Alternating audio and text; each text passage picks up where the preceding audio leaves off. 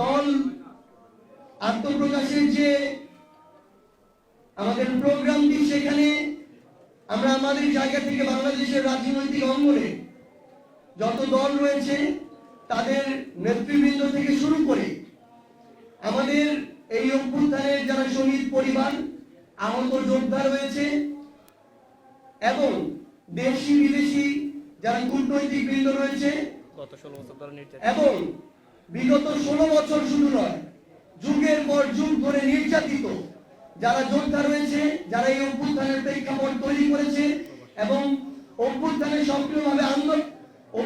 এই আন্দোলনে সক্রিয়ভাবে অংশগ্রহণ করেছে সকল ছাত্র জনতা এবং আমাদের যে প্রবাসী ভাইরা এই অভ্যুত্থানে অন্যতম গুরুত্বপূর্ণ ভূমিকা পালন করেছে, তাদের প্রতিনিধি থেকে শুরু করে বাংলাদেশের সকল অংশীদারিত্ব, আমাদের যত জাতিগোষ্ঠী রয়েছে, বিভিন্ন ধর্মীয় থেকে শুরু করে আমাদের ক্ষুদ্র নৃগোষ্ঠী থেকে শুরু করে যারাই রয়েছে সকলের সেখানে অংশগ্রহণ থাকবে এবং আমরা বিশ্বাস করি সেই 28 ফেব্রুয়ারি 2025 বাংলাদেশের ইতিহাসে নব দিগন্ত উন্মোচনের আরেকটি অধ্যায় হতে যাচ্ছে, আরেকটি সাক্ষী হতে যাচ্ছে। ধন্যবাদ।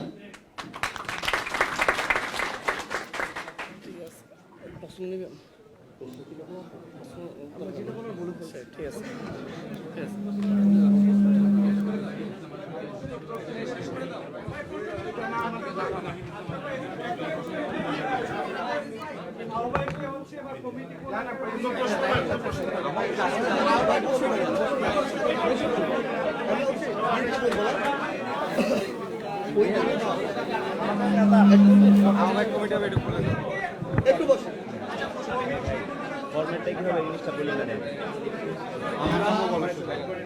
আমরা একটা আহ্বায়ক কমিটির মধ্য দিয়ে আমাদের আত্মপ্রকাশ অনুষ্ঠান সম্পূর্ণ করব। আমরা আমাদের যে নেতৃত্ব এবং আমাদের কমিটিতে কারা আসছে এই সব বিষয়ে আমাদের আত্মপ্রকাশের যে দিনক্ষণ আছে সেই দিনই আমরা আপনাদেরকে প্রেস রিলিজের মধ্য দিয়ে সেগুলো বিস্তারিতভাবে জানিয়ে দেব। আপনাদের দলের যে নেতৃত্ব আসছে কোন কাটার মধ্যে আসবে? আপনাদের কোনো নিজেদের মধ্যে ভোটাভুটি এটা বলতে গণতান্ত্রিক উপায়ে চর্চা করার যে বিষয়টা, এরপরে আরেকটা নেওয়া হবে। মোট 3টা প্রশ্ন। আমরা নেতৃত্ব নির্বাচনের ক্ষেত্রে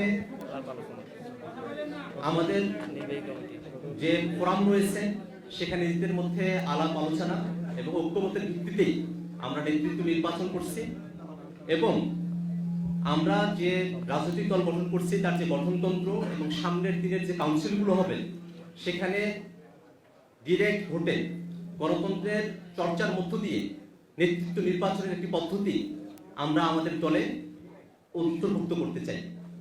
লাস্ট কোশ্চেন। আপনারা কি জনমত জরিপ করেছেন? সেটা কি আপনারা বলেন যথেষ্ট মনে করেন কিনা? কারণ এই দেশ তো অনেক জনসংখ্যা, প্রায়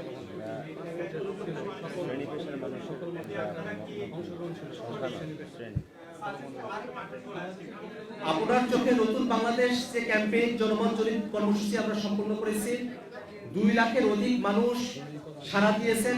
সারা দেশের সকল জেলার সকল শ্রেণী পেশার মানুষ, সকল বয়সের মানুষ অংশগ্রহণ করেছেন। আমরা আশাবাদী যে এই সব মতামতের মধ্যে সারা দেশের যত চিন্তার মানুষ থাকতে পারেন, যত ঘরানার মানুষ থাকতে পারেন, শ্রেণীর মানুষ থাকতে পারেন, পেশাজীবী মানুষ থাকতে পারেন, তাদের সকলের মতামতের একটি সম্মিলন আমাদের এখানে সম্ভব হয়েছে এবং আমরা আশাবাদী যে মানুষের এই প্রত্যাশাগুলোকে তরুণ প্রজন্ম বাস্তবে রূপান্তরিত করতে পারবে।